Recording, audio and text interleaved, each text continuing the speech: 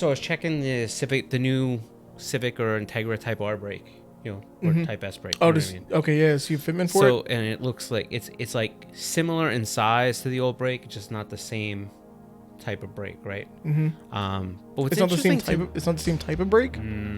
Still Brembos. Yeah, but what I mean is like it's not the same exact size as the old, Right. like Previous you know what I mean? generation. Right? Yeah. So now the question is we all know that on the Integra S that they've moved to I think most of the wheels are going to be 19-inch wheels.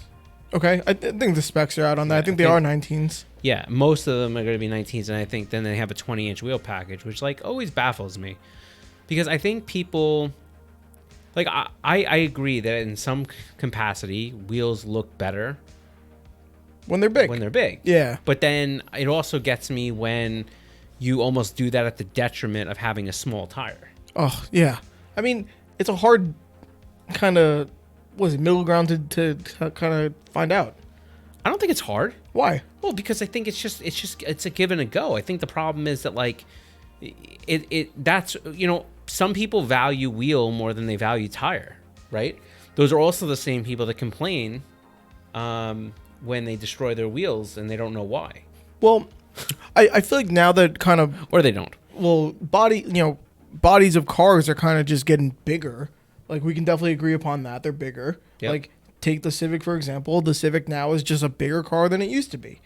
It's just what it is. So I mean, like a bigger wheel, a bigger wheel kind of makes some sense. And I remember the days where 18 inches was a big wheel, where like 18-inch wheel was considered a pretty big wheel. I remember when the days when a 17-inch wheel was a big wheel. There you go. That's what I'm saying. Right? Yeah. Like I mean, it's crazy, but like so the thing that I think has been wild for me is now you're watching all of these cars now come with bigger wheels, lighter wheels to an extent, stronger wheels. I mean, when I say stronger, I just mean the construction that they're giving you on the base cars are different. And then you're also seeing things like the style is just changing, right? Yeah. And some of these wheels, some of the OE wheels look great. They do. I mean, I've seen some of the cars that like come with some wheel options. Some of the new BMWs have some pretty sick options. Yeah, so those wheels, like the ones with like the really small windows over towards the PCD area, I think they look so good, but I don't know which wheel that is, but I do know that like some of the new like M3 wheels or whatever it is, they have those really tiny windows. Like something like that. Yeah, really tiny windows by the PCD area, See, just like that. And I don't care for that wheel. That was like the M4 wheel, right? To me, I call that like a Spider-Man web type of wheel almost. Yeah, but they have some other wheels that I don't like that. But they have some other wheels that are like thinner spoke with like other split spoke wheels. And I've seen them where they're machined on the face and then they're black and whatever. And I've seen them on some of the newer cars. And they look fantastic. Like proportionally, they're in great. They're really well designed and stuff like that. So, OEs are coming with better options from the factory. So then it brings on the question, are some of these OE options going to kill some of your favorite wheel brands? I mean, that's a tough question, right? Yeah. I mean, look, I think this is where so I don't think it's a blanket answer, right? Like, no, definitely not. But there's this other piece, which is that there are plenty of people that, maybe they're not looking for a different fitment or, that may go to the dealer and then have the option to choose, amongst 5 wheels that it's going to cost them anywhere from, $10 to $45 a month extra to change their wheels and tires or something like that. And they may opt to go with one of the 6 or 7 options that maybe the dealer is giving you and feel like, hey, great, this is great. This is just enough style for me. Well, I don't know. When I think of it, like, if I were to rewind a little bit, like normally if you thought of like having like a steel wheel and then having like an alloy rim option from a dealership, right? Like, like that kind of thing, real basic to kind of the bare minimum. Yep. Like with all these different options that the dealers are giving you now, like do you really think it's worth any kind of upgrade or whatever it may be? Is there an actual upgrade there? Well, so You're talking about from a steel wheel to an alloy wheel? No, that was my kind of just like my example of where it makes sense versus like just having some multiple design options like the ones that Max was just showing us. It's interesting. I mean, look, there's different ways to skin a cat, and I think it depends on which, what the offering is, right? Like, these OEs aren't doing it all the same, right? No. And then there's a multitude of different layers. We've spoken about this before, like how OE wheels actually come to be. Everybody thinks that they're like Ford and GM and all these different companies that are out there, they're actually making their own wheels. And for the most part, that's not the case, right? They're bidding them out. They're outsourcing them out. It doesn't matter which car manufacturer, any car manufacturer. Like, the odds that they build wheels is slim. Yep. But also people should understand it. It's the same thing as, do not think that the radio that's in your car was made by. It's made for. Like most of these manufacturers, when you see things like, what your AC part may be made by AC Delco, right? Mm-hmm. It may be made by this company, Delphi. It may be made by, I don't want to say some of the names that come to my head right now, but that becomes the OE part. That becomes the OE part. Right. Now, with that means that an aftermarket company has made that part to very specific specifications, and that OE has signed off on the design, and in most cases, especially in the cases of wheels, they've audited the company, which usually means that there's a distinguished auditing process in the sense that if you're going to have an OE project on wheels, first you start with the actual design, the engineering. They work with you on that. They get that done. And then if you end up getting to that point where you're like, yes, this is a go, and you start, before you ever get there, they audit your factory. They want to see exactly how you're going to do things. They want to have extensive documentation on what the policies, procedures are for quality control, different things like that. Mm-hmm. They may set or change those standards according to what they're looking for a given project. And then at that point, they may even continuously audit throughout the entire run, which could be quick or it could be for many years, depending on what they're doing with it. Let's say that particular wheel style. They could show up multiple times. Maybe they come once a month. Maybe they have somebody that stays in house, and less likely, but you know what I mean. Mm-hmm. And they're always constantly testing and making sure that the standards that they've set are upheld, right? So I guess there's a multitude of different things that will happen when we start talking about OEs in comparison. And you're right, like what you said before. You said is there when I think about getting the alloy wheel option back in the day, right? That's the upgrade. You had the upgrade was an alloy wheel, right? It wasn't like, oh, can I have these 7 options? It was like, hey, I have steel wheels and a hubcap on my car, right? And you want the alloys, right? And it was like whatever that was, and it was like, whoa, better design, better material, lighter. And arguably you could say the better design thing was like whatever, but you did get a real wheel. Then a steel wheel? Well, because remember they had a hubcap on it, so some of the hubcaps actually look better than some of the wheels that they offer. I guess. But it made you feel better that you had like a real wheel. Yeah. Yeah. Right. That's how they meant. I mean, come on. You see this rolling today. There's still cars that are offered with hubcaps, or there is. I guess some of the really budget stuff. But yeah. If you see a Nissan Versa with hubcaps and you see the model that doesn't have the hubcaps, you could see immediately which is which. I mean, it just stands out to me. Right. I don't know. Right. The question is it worth how much they're charging for it? Well, regardless if it's worth, I'm saying you just know as a person. If I saw the crap car with the Steelies and the hubcap, and I see the same car with the alloy rim, I know the second guy has more money, has the better model. I understand. I just know it. I understand. So yeah. So and so when you sit down as a dealership and you now have, let's say, I think BMW is one of the greatest examples, because I think that they do their options like they do their models. There's like 7,000 models, right? Yeah. So they have like a bunch of different options, and I think that when they have these different options, there are some that you look at and go, wow, that's a really good looking wheel option, right? Oh, can I say a what are you doing, shout outs? No, not a shout out, but it's something I learned recently, which you kind of know in the back of your head, but you never put it together or whatever. Yeah. But so even number BMWs are all coupes and all odds are sedans. Did we know this? What? All even number BMWs, 2 Series, 4 Series, 6 Series are all coupes, and all even number odd numbers, 3, 5, 7 are all sedans. That's not true. It is. It's not true. Now it is, or right? It's still not true. No, No, because like what you got? What about the X's? the X doesn't start with a number. It starts with an X. Oh. I understand. It doesn't start with a number. It starts with an X. But now, what about the 4? Well, 4 Series are coupes, 2 Series are coupes. Hold on a second. Not all 4 Series are coupes. Don't they have that Grand Coupe? They have a Grand Coupe, but come on, that's. Oh wait, no. All right, sorry. We're stretching it. Oh, with I that. see what we're doing here. So we're saying everything after the M3. Yeah. Oh wait a minute. Doesn't the M3 come in a coupe? Yeah, but that starts with an M, not a 3.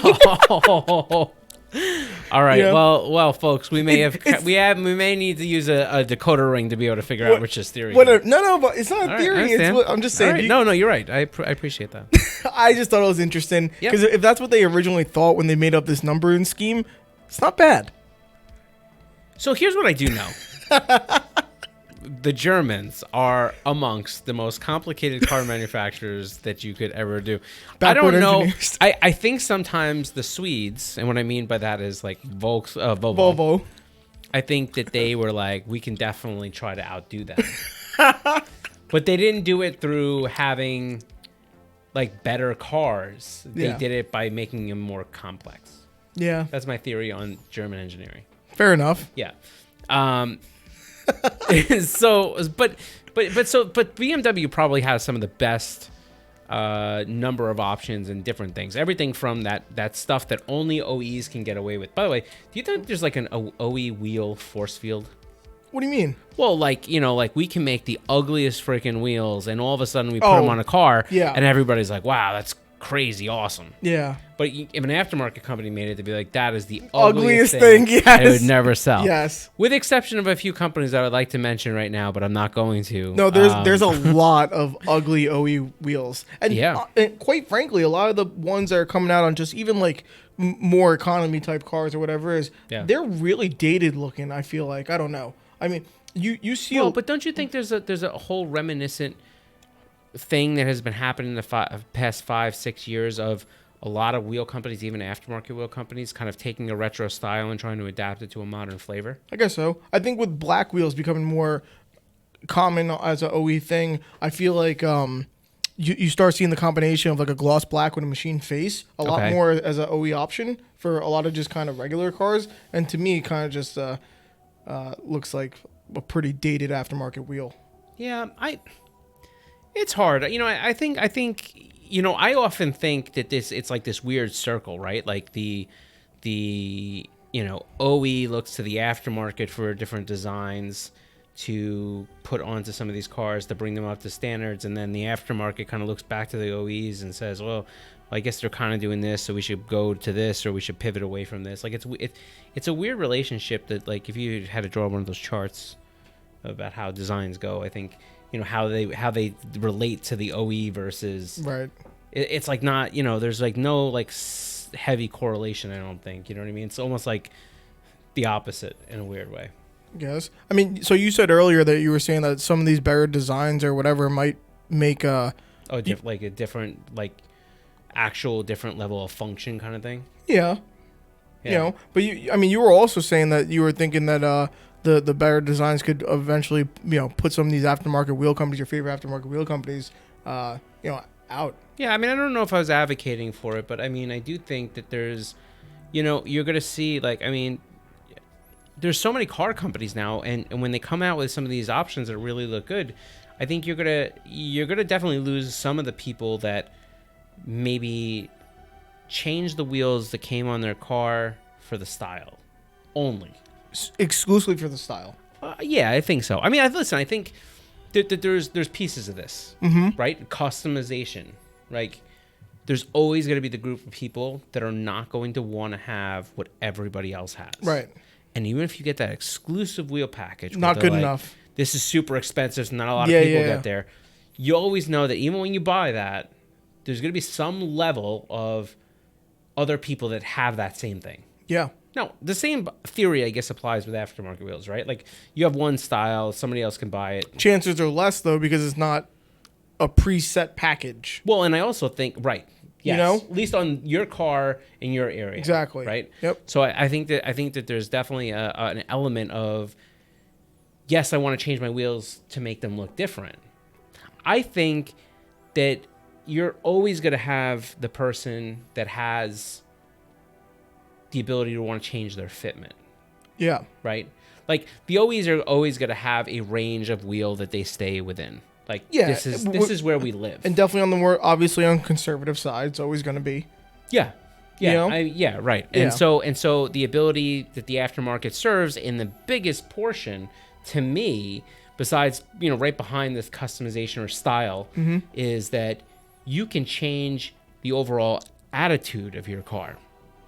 Lickety split. Yep. You know what I mean? Like, you can, just, kind of falling a little bit out on the offset, or, within a safe range. We're not saying, like, you have to do, like, anything like... Yeah, crazy thing with spacers or right, whatever. you don't have to put flares in your car. We're not talking about that, but, like, you can get something that has a little bit, less offset, get it more aggressive.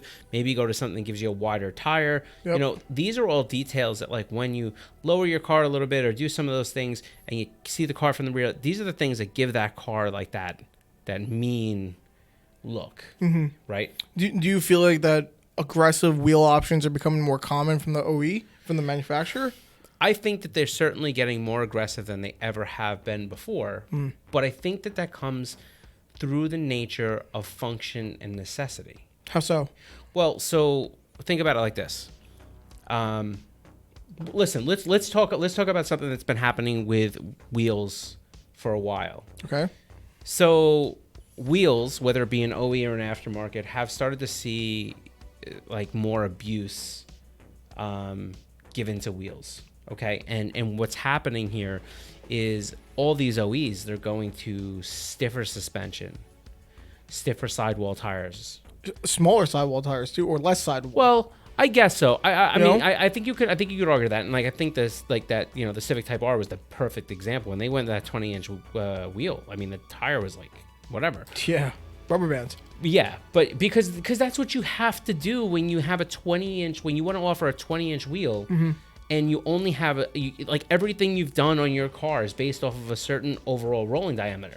So the tire, it becomes the sacrificial lamb there. You know what I mean? And what people don't really fathom is that the tire is the most important thing that has to do with your potential for road hazard, road damage, different things like that. Because it's the cushion that entire wheel and your car are riding on. Yep. Right? So I think you're going to, you've started to see some of these manufacturers certainly get more aggressive. What do you, as another factor besides the stiffer suspension, smaller sidewalls or whatever, what about the average weight of vehicles today? Yeah, I mean, there's just, no doubt. So you got that adds to it? Yeah, I mean, so you have cars that are heavier before, you have suspension that's stiffer before, you have... What about EVs? EVs are so heavy. Absolutely. So you have these stiffer sidewall tires, and they're all designed to give the car a more aggressive, feel. Make the car handle better. Because these are all things that are much better on cars from the factory than they ever have been before. Yeah. However, the wheel is now acting almost in a sense of like a shock absorber, right? So whether it be your OE wheel or, a lot of these wheels are starting to take more and more, abuse. And that's just by the byproduct of what you have. But you're right. Like, you have EVs that, some of them weigh 5,000-6,000 pounds, right? Okay, so that's what you mean by out of necessity. So you're saying since you have all these factors, the OE is going to be forced to make a better product so their stuff doesn't come out. Well, I don't like the word better product, and I'll tell you why. Okay. Because I think that there's a misconception that by making something stronger or whatever, that it... Or, that's not the right words either. But let's use a more literal example, so we're not talking in hypotheticals. Yeah. Like for example, like so I make an EV and it weighs 6,000 pounds. Yep. And I put heavy ass car. Very big, very great. I make this heavy car. And I give it enough torque to take the chocolate off of pudding. Okay. I'm just saying, stay with me for a minute. So now they're able to, they have the range because it's got all those battery weight. Yeah, big batteries. Right? We got the big torque because we got the electric motor. We want to make sure that the instant car power delivery. So now I have to put a much sturdier suspension in the car because the car naturally is going to weigh more. Yep. But I also want to market my car for all that chocolate removing pudding power. Torque and power.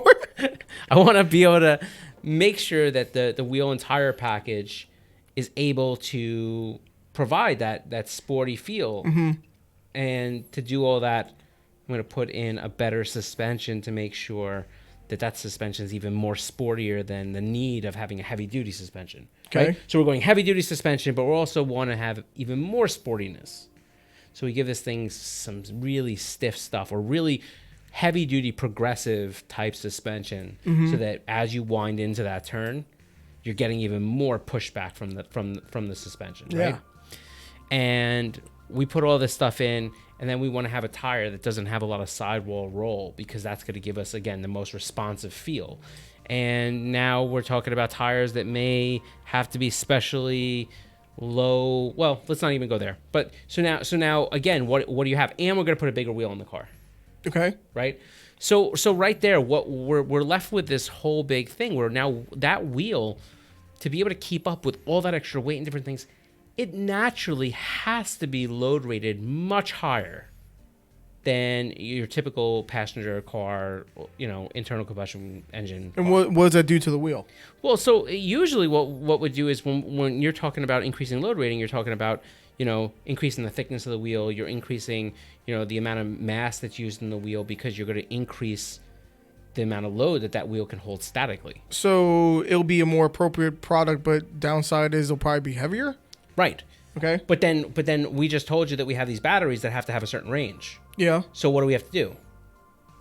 Lighten the wheel. Right. So how do we do that?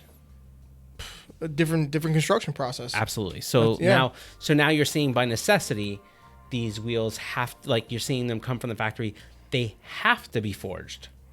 Like not an optional forged package. Have to be forged. In Teslas, they actually have certain wheels that are forged, but they cover them up with wheel covers. Okay, so So wait, so you're all right. So you're saying that the way that in nature of how the vehicle is constructed, you need a product that can take the higher load rating due to all the factors, but if it's too heavy, it's going to be counterproductive. It's going to destroy their battery range. Okay, yeah. So right? so that leaves you with one option. Well, it doesn't leave you one option. It leaves you. But we're seeing. It leaves you with one option in the sense of you need to find a way to have a strong light product. Right, and so what we're seeing more and more is that you're watching these OEs go to the aftermarket in a sense because they're now bidding and speccing wheels that are forged and flow formed right out of the box. Yeah. Wow. So I guess that kind of brings you around full circle. That if you have, let's say you buy a car and it has a set of forged wheels on it, right? Do you feel less inclined to get yourself aftermarket wheels? Right. That's the question, right? The hard one, yeah. I mean, I don't think it's that hard. I mean, I purposely think the answer is yes. The Civic Type R LE, the limited edition, the yellow one from the FK8. Okay. That comes with the 20 by 8.5 forged wheels stock. Yeah, I hate them. Those are stock forged wheels. Right. I hate them. Who's keeping them? Well, I think first off, the wheel is really nice. Yeah. It's a split 5-spoke and, Yep. and it's black and it does those wheels right there. They look the same as the regular FK, but they're forged. Okay. Yeah. I think that for a wheel they do. I mean, I don't think they're super exciting, but they're fine. Well, I'm saying just as a rebuttal sake, I'm saying that there are definitely people out there who will take that car and put the 18.5 on that car for function and fitment rather than I have a superior product because it's forged. We saw that all the time. Yeah. I feel like everybody that I knew that came into contact with, an FK8, CTR, they were all changing their wheels, right? And that was because of the fitment. Yeah. Like, first off, you look at that tire. The tire is like, there's not much there. Yeah. I mean, you can see where it hits the ground. There's like an inch of tire there. that's a it doesn't matter if forged or not. That's a recipe for that wheel to be destroyed. Like, drive that in New York. I double dog dare you. Well, like, you know what's funny though? When I look at cars like this, because I'm telling you, cars now are just kind of bigger bodied. A 20-inch wheel on a Honda Civic of this, it just doesn't even look that big. But like, it's not even about that to me. Well, I'm saying for the people who care about the aesthetic, it looks right. Right. It looks right, but it doesn't. But it's not the proper. Well, but see, there we go with the proper thing. I think that's entirely the point of the aftermarket. Yeah. Is that it provides an unlimited amount of options. Yeah. Right. And so I think that's why, obviously, you're not gonna have to worry about some of these aftermarket companies going out. But I will tell you that it will mean that the companies that have been around for a long time, that have watched different evolutions of different cars and different technologies come along, those are the companies you probably can bet on to be around for longer, right? And that means like the KONIGs, the NKs, the BBSs in a sense, the OZs. You have a lot of these companies that have been around for a very long time, and the reason they've been around a long time is because they know to kind of continue to look ahead and kind of do things. And we're doing the same thing. Like, we have been the entire time, all of our flow form wheels and all of our traditional cast wheels, and even as we bring in more of the forged stuff. Yep.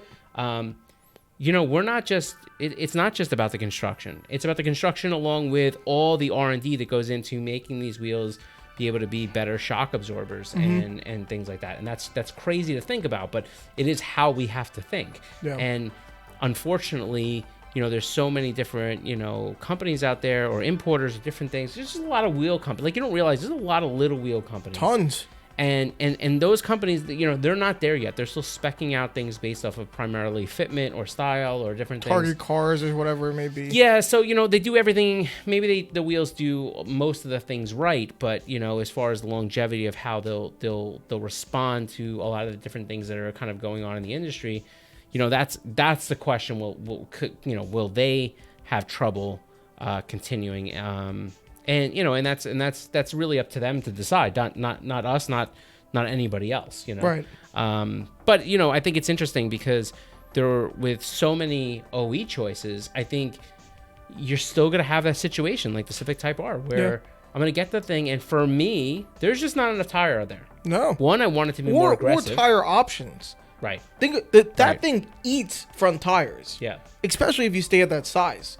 I mean, you get one tire option? Man, that's crazy. Can you imagine that thing eats front tires, even though it's a rear wheel drive car? No, it's not. I just wanted to see if you were gonna be like, what? What? But yeah, that thing chews up every 15,000 miles. It probably chews up tires. Yeah, I mean, well, and they're also giving them super soft tires. Yeah. So I think with the Civic Type R, I want to have a more meaty stance. Give me the meats.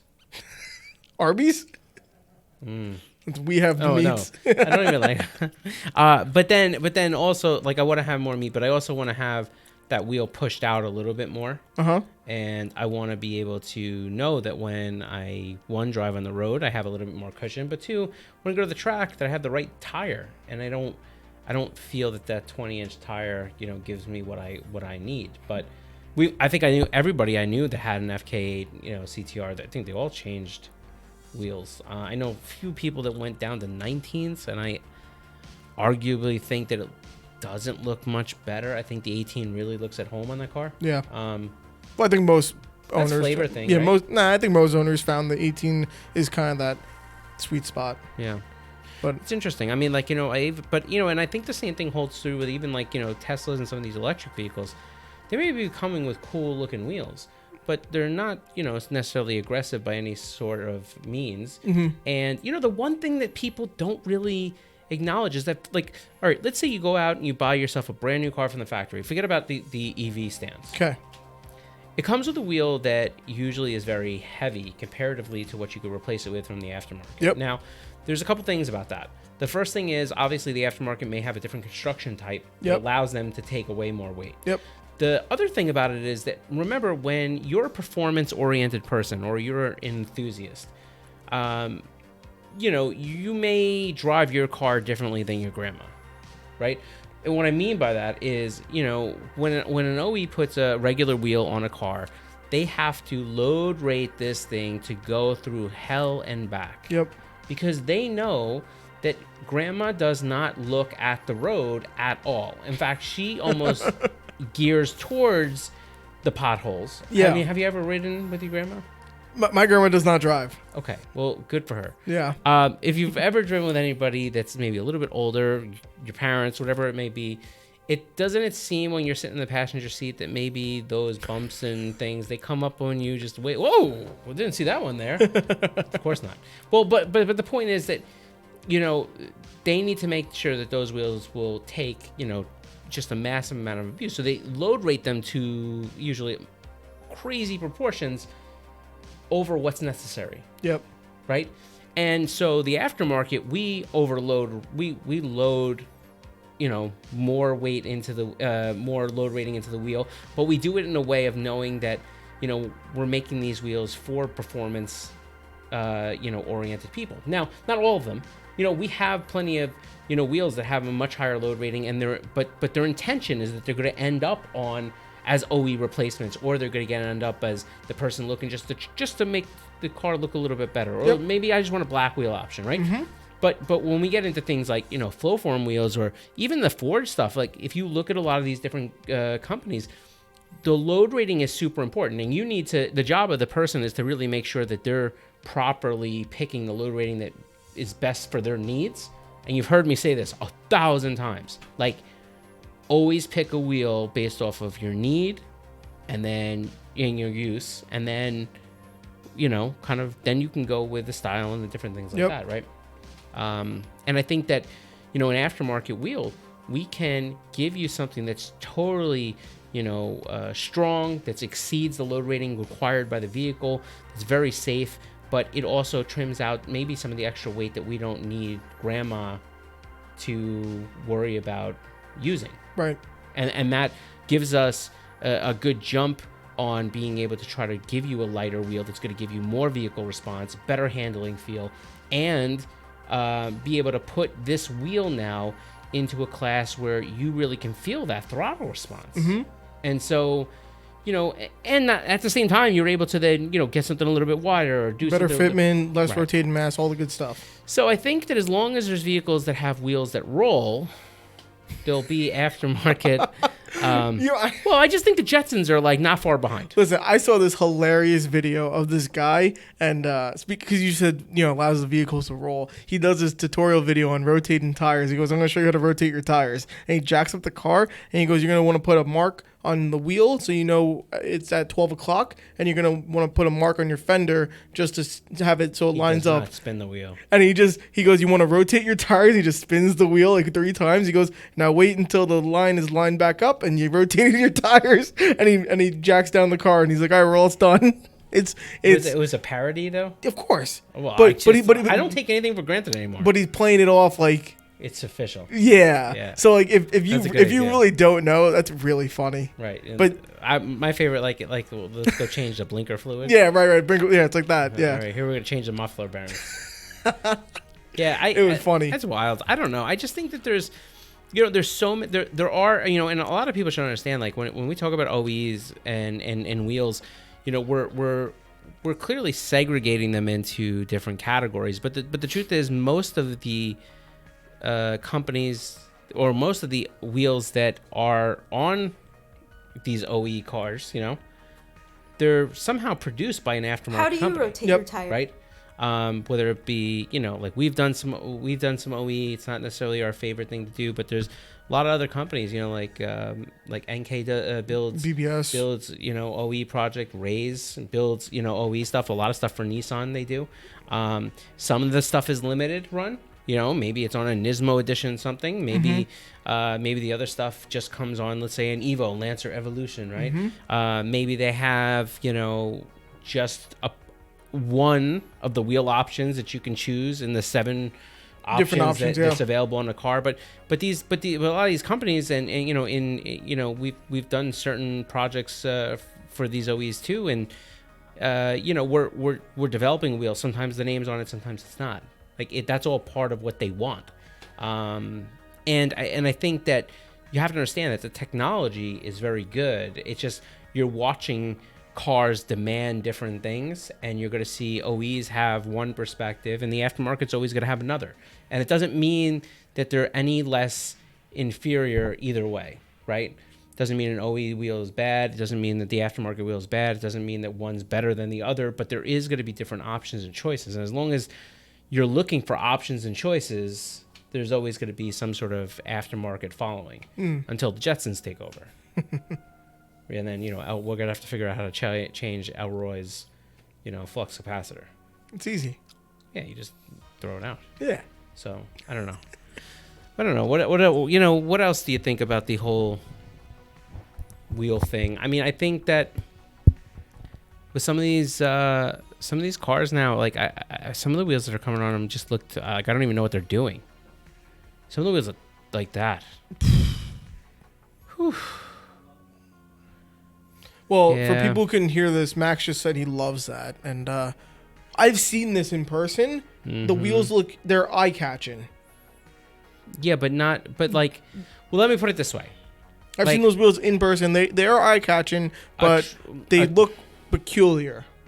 A train derailment that's carrying a bunch of sheep is an eye-catching thing as well. Sure. It doesn't mean it looks good. Right? Well, yeah. That thing's not going to get your attention by sound because it's electric, so they got to do something. So what you're saying is... Right. Doesn't mean anything. You know that some of these cars now, they're starting to put the... I'm sorry, Max. As soon as you zoomed in, I lost you. That is not a good look. Nope. That's not for me. No, I don't like it either. It's a better. Wheel. Yeah. Better. I don't like that nearly as much as, Audi. Audi to me has always been just a little bit off. Well, I know we're not talking about older stuff, but there is the old was it B5 S4 wheels are one of my favorite OE wheels. Okay. I really like those. I mean, BMW's some of the current wheels. I wish that I had thought to look for some of those pictures, but I mean, the wheels on the new M2 is not bad. They're pretty cool. Yeah. Do you like the new M2? I do like the new M2, and I've seen it in person, and it's freaking awesome. When you saw the new M3s and the M4s with the big grills in person, and everybody hated them. But when you saw them in person, you go, okay, it's not that bad. It's not that bad. The M2, when I saw that in person, where everyone's like, oh, it kind of just looks like boxy and whatever it is, I was like, that looks futuristic. It looks really cool. Yeah, I have a love-hate relationship with that car. You see, what the problem that I have with it is that it's awesome. Well, it's because there's so much of this stuff that has become like really harsh lines, right? Like there's a lot of harshness to that front end. In the front, yes. And when you look at the headlights, even from the side, like, see that wheel that's there? Yep. It's not a bad looking wheel. I mean, it's still the same wheel that I just said before that I don't like, but that's because it's very different when it's concave versus that straight on look, right? Mm-hmm. But like the headlights even have straight lines. Like look at the side of the headlight. It goes. Kind of looks like a child's bird in a drawing, It looks a little too etchy sketchy. Yeah, I guess. Right? Like you can never really make that good bended line. It's really the rear end for me that I like about this car. I think the rear end looks great. Listen, I do think the car looks way better in person. My favorite part about this car is that the front fenders and the rear quarters, they bubble. So like it's probably the same thing I like so much about like R34 GTRs. Mm-hmm. That over fender, over quarter look, and then the door goes in. That's like there's something about that just makes you want to like. It makes it look awesome. Yeah, it makes it look really aggressive. Yeah, sick. Yeah. So anyhow, I don't know. Aftermarket wheels, I think they're here to stay. I think that they're going to continue to kind of change around to different vehicles. But I also think that I hate this chair. But I also think that when it comes down to people making wheel selections, you should do some homework as to what you're getting, especially when you're buying wheels from the dealer, right? Only because, are you getting? You're spending all that money. Are you getting a better wheel? Maybe some of them are forged. Maybe some of them are not forged. Maybe some of them are, whatever, flow form. Maybe some of them are cast. Who knows? An example that I thought was kind of interesting on the new Integra Type S, they offer the whatever, the OEM wheel, and it's in like a gunmetal type of color almost, whatever it is. Yep. And they offered now the same wheel, same thing, same size, same spec, same everything, same design, just in bronze. Right. Isn't that weird?